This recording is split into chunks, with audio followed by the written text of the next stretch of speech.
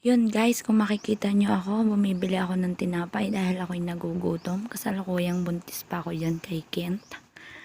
Ako'y nakikrave sa mga ganyang klase ng tinapay. Nandyan ako sa bahay ng aking biyenan at kami ay bumisita ng aking asawa. Mabuti na lang natagpuan ko si kuyang nagpupot-pot ng tinapay. Pag nakita nyo yan guys, bili kayo. Masarap ang tindang mga tinapay niyan si kuya, tas mainit pa. Tinapay lover na din yata ako guys.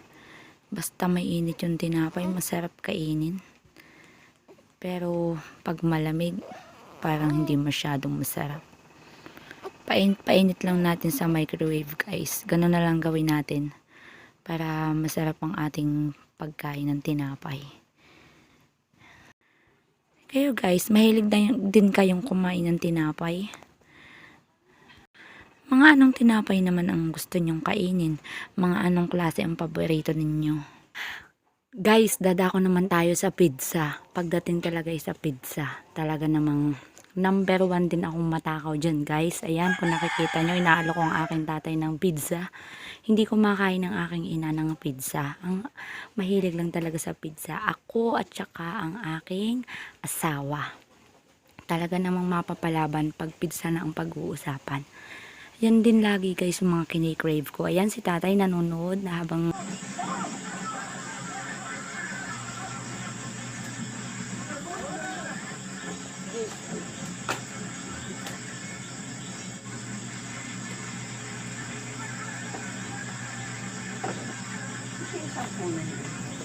Salubong na yung dalawang aso, pati po sa saber eh. What? Bangi, binigyan ko na ng adobo eh. Oh. Aba, at pagkalagay ko sa daspan hindi iniintindi. Oh. Inintindi pa yung tinapay. Ah. At bahala ka, magugutom ka na eh.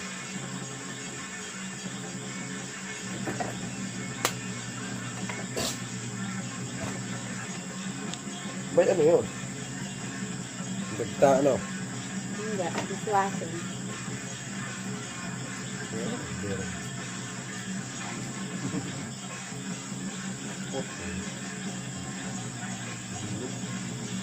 May pimple si Darlo, may crack. Say, hey, no, baby. Sabi mo doktor,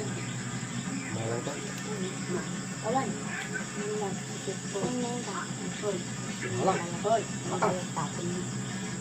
Anong halang?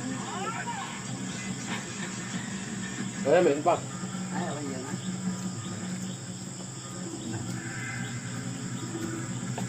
Aba, ay mahalang na sukat. Ano yun? Tatay, wala nang ilaw dito sa labas. Saan? Hindi na mabubuhay ang ilaw sa labas. Ay, Ibang nasa halang. loob.